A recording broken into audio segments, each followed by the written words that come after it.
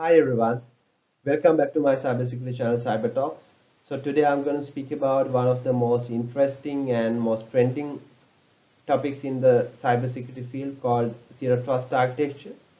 So with this I also cover few typical myths or some most misunderstood points with regard to this particular architecture. So without taking much time, let's dive into this topic.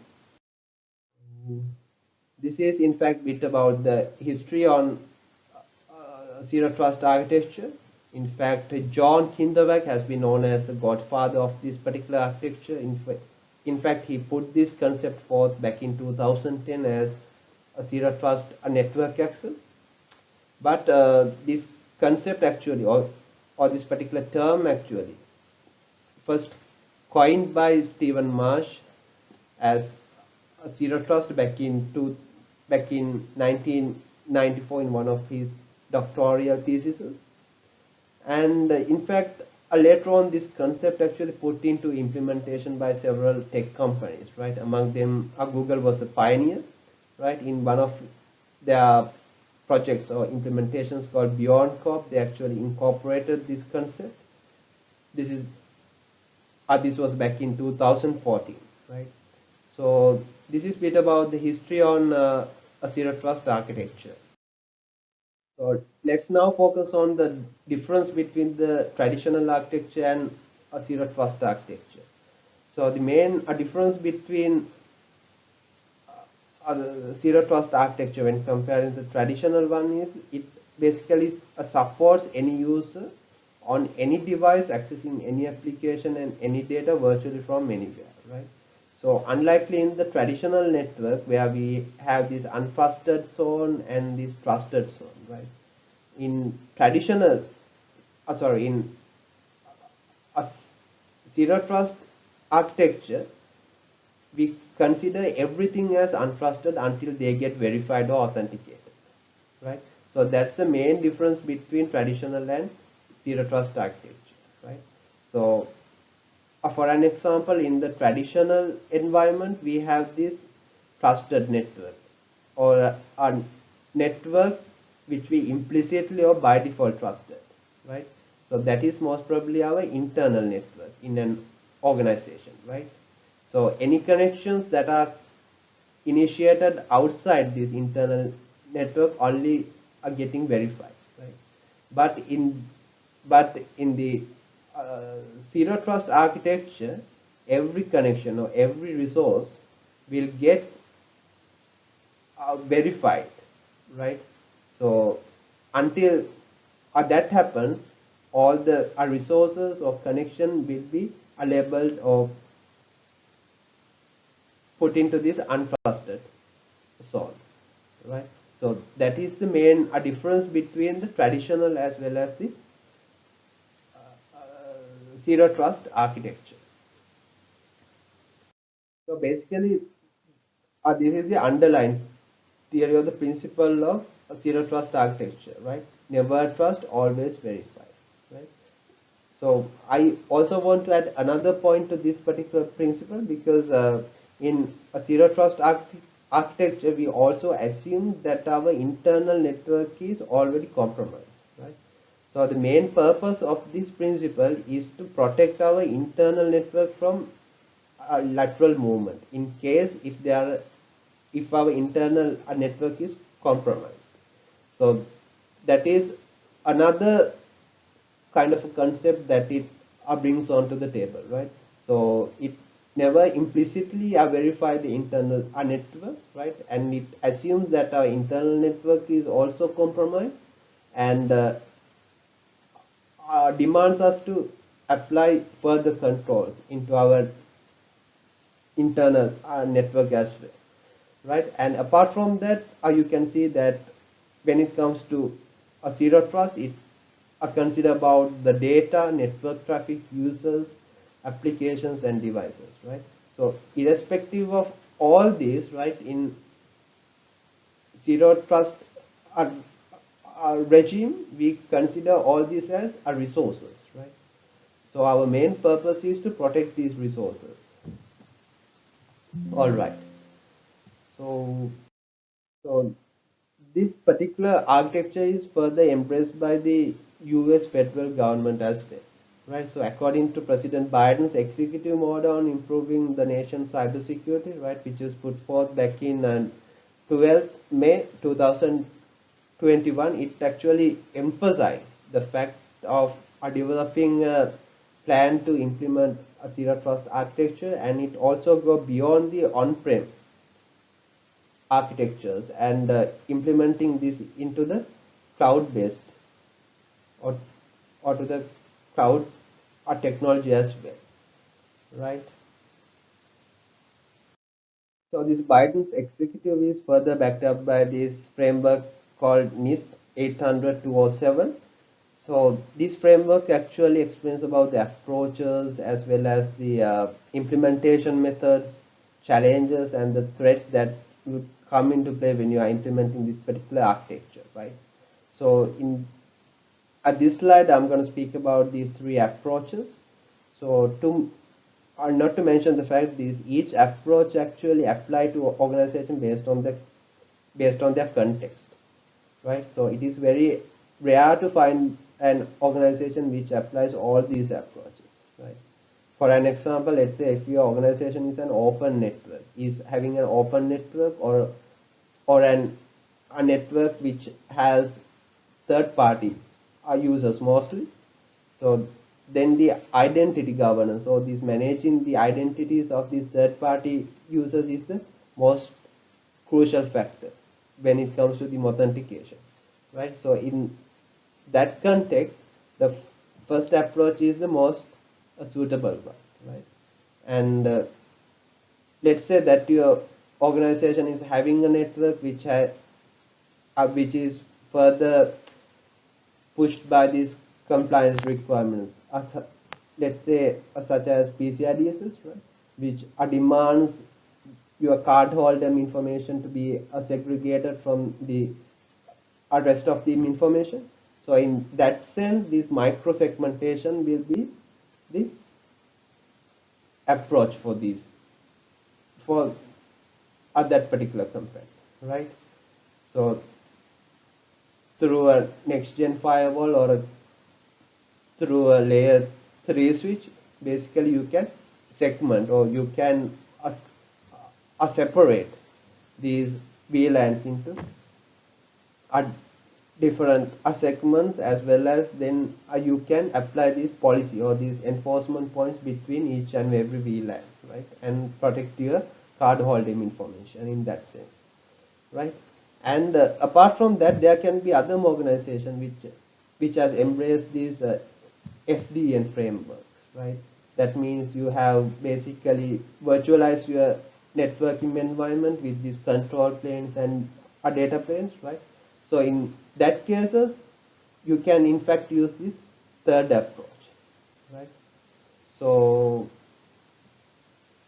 those are the basic approaches that you can basically take when implementing a zero trust architecture, right? So if you need further detailing, of course, you can dive into this particular standard or this a framework rather. So this is the basic coverage as of now, right? So actually I got this stats from the CyberEdge 2021 Cyber Threat Defense Report, right? In fact, they have subjected more than 1,200 my team employees and more than 500 non-my team employees from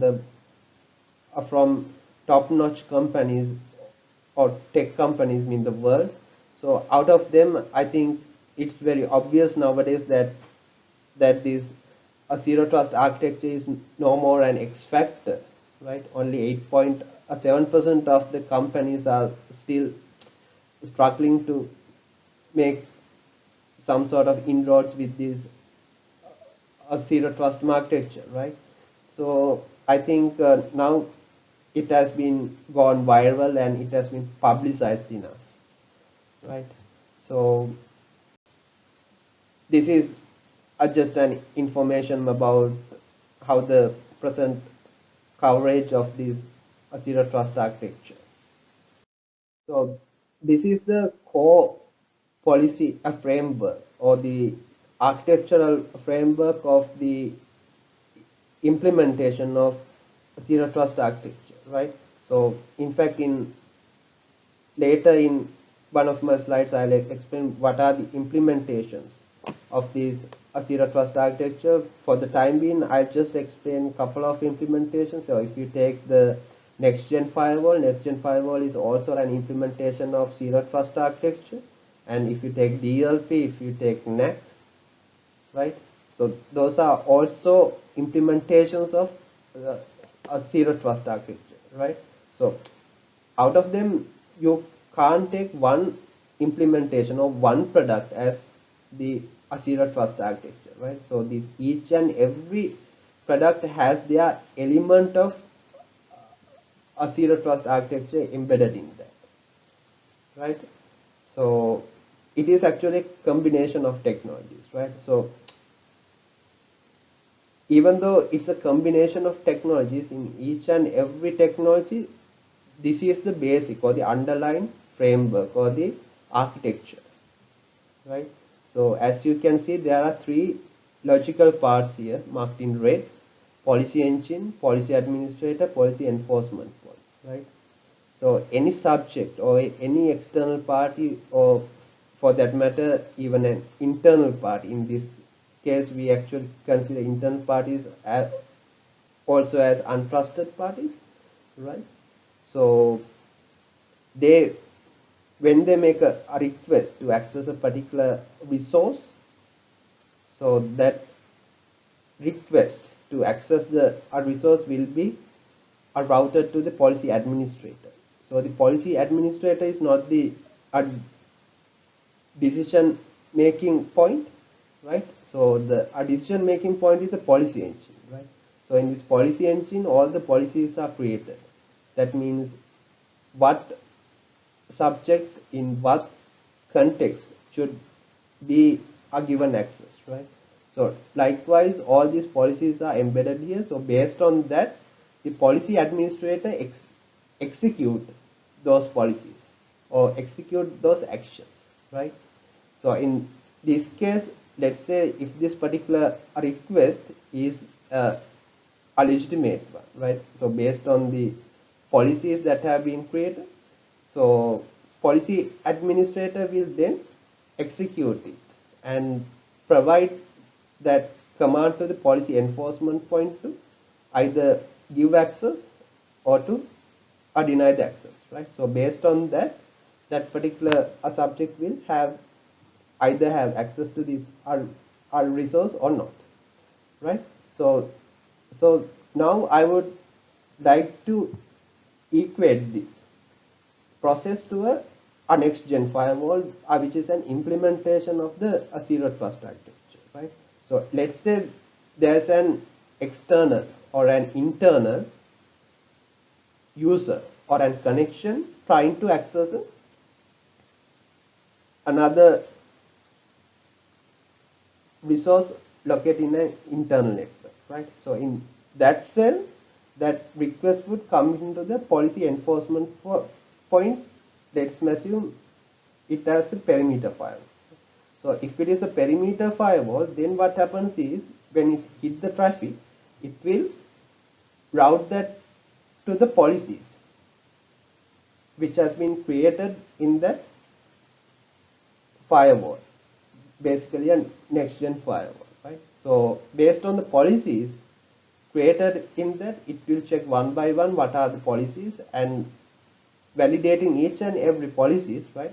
So if it is a legitimate one, it will allow it, right? So if it is not actually enforced or if it is not actually allowed by the policies, it will reject that. Likewise, in fact, you can equate this, or you can resemble this to many implementation technologies in the zero trust architecture. So these are the main use cases or the common use cases of implementing a zero trust architecture. So the first one is the improving. security and reducing risk. Yes, actually the main purpose of implementing a zero trust architecture is to provide this a granular a, le- a level of a security, right? So because this a zero trust architecture is the kind of opposite of this a risk based architecture, right? Because in the risk based architecture we have different level of risk, right?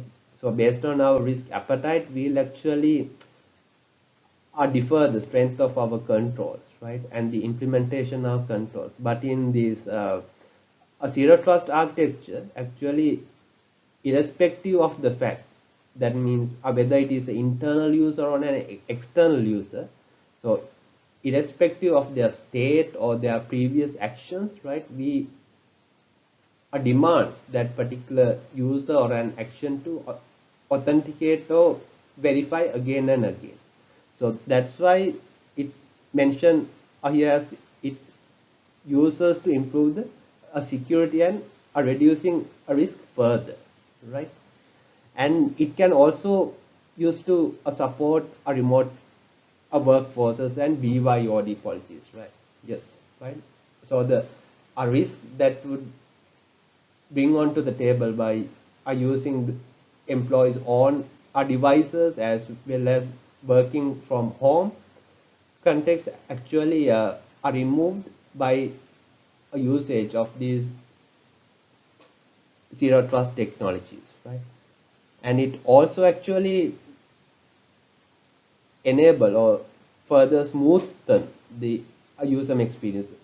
This is one of the debating points in this implementation of a zero trust architecture. That means whether it hinder or make it difficult for the users, because introducing more and more authentication points or verification points will kill the user experience for some extent, right? But actually in that sense it's up to the organization based on their risk appetite to introduce some sort of a risk-based authentications, right? Or of, for an example, to introduce a single sign-on method for the internal users. So it is up to the organizations to decide that, right? Then it can also be used to extend access to the acquired organization during merging and acquisition processes, right? So it makes the entire process smoother. So let's talk about the zero trust implementation steps. So as in any other project, the first step is to identify or rather locate your sensitive or critical assets, right? For this purpose, you can use information asset inventory. Then once you identified them, then you can identify the communication channels or the flows to these sensitive assets. For that, you can in fact use data flow diagrams, DFDs, etc., or any other internally driven methodologies that you are using in your organization. Then of course once you identified all these things, you can then segment your network based on these information. For an example, once you in the PCI case, once you identify your cardholder information, in fact you can separate them from the entire other information, right? So you can basically put all your cardholder information in a separate VLAN and then create a policy enforcement through a next gen firewall or a layer 3 switch, right? So in fact likewise you can define many policy enforcement points after that, right? That means who have access to what information and in what context, right, etc. And the and as the last point, still you can implement methodologies to continuously monitor these information, because in our real world we know we have three types of data: good data, bad data, as and unknown data, right? So actually we need not worry about this good data and bad data because we have control in that. So what we need to worry about is the unknown data, right? So in order to identify any attacks that are coming through this unknown data, still you need to implement any sort of, some sort of technology or a kind of a methodology, such as use a behavioral detection or anomaly based detection in order to identify this. So having implemented zero trust technology does not keep this threat out of the equation, right? So still we need to implement a detection methodology in order to identify these attacks that are coming through unknown data, right? So that's why it has been mentioned in the fifth point as the continuously monitoring the traffic or this information. So let's now talk about the 5 myths revolving around this zero trust architecture, right? So the first one is, as I mentioned before, a zero trust has been considered as a product in many organizations, right? But the truth is that a zero trust is not a product, and it is a collection of technologies, right? So for an example, it can be a next gen firewall, it can be a DLP, it can be a IAM solution, it can be any other kind of, it can be a NAC, etc., right? So it is not just one particular solution which can bring you the zero trust, right? So if you consider about next gen firewall, it can bring a zero trust in your a network side, right? So but if you take about NAC, right, so it can bring a zero trust in your internal net, right? So if you take a DLP or IAM solution, right, so it has a different kettle of fish to be addressed, right? So likewise, it is not just one product, but a collection of technologies, all these technologies, right? So you can't find all in one product which would provide a zero trust architecture, right? So it is the first myth. And the second myth is that a zero trust is only for large enterprises. So this is a big no, because if you look at most of the compromises or data breaches that has taken place around the world, that is for the SMEs, right? So even before Google has implemented this, there are many earlier adopters of this zero trust architecture model. So it is a big no for this. So the third one is that the zero trust is detrimental to the user experience. This is one of the debating points, because implementing a zero trust would introduce many verification points or authentication points in a particular process. So this can be eliminated by introducing a risk-based authentication, as I mentioned earlier in one of my slides, right? So this myth has so this myth also can be eliminated or can be taken away by implementing a risk-based authentication. In fact, you can provide or you can remove this a zero trust implementation for any low risk access, right? So that is the our, our logic behind that, right? All right. So the next myth is that zero trust replaces your existing infrastructure. That is again a big no, because if you revisit the technologies that you are currently implemented, right? Guess what? There can be zero trust implementation, or there can be a zero trust element implemented in one of these technologies, right? Of course, if you are using IEM or next gen firewall, DLP, NAC, SIM, SOIR, right? Anything, I think virtually in most of the other security products nowadays implemented this as zero trust architecture, right? So it is very common to find this nowadays. So the last but not the least is the zero trust cannot extend to the cloud, and this is also a big no, because with the implementation and the inception of this IAM solution. In fact, this modern IAM solution actually extend their capabilities up to the cloud environment, right?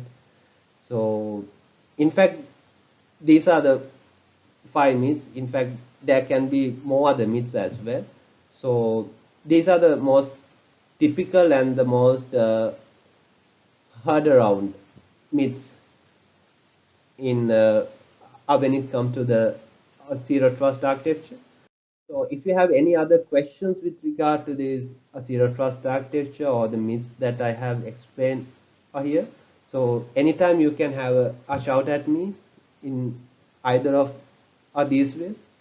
So I think this is it from my end. I think hope you have gained some sort of a knowledge by this presentation or this session. So until we find out with another insightful presentation, take care and have a nice day. Thank you.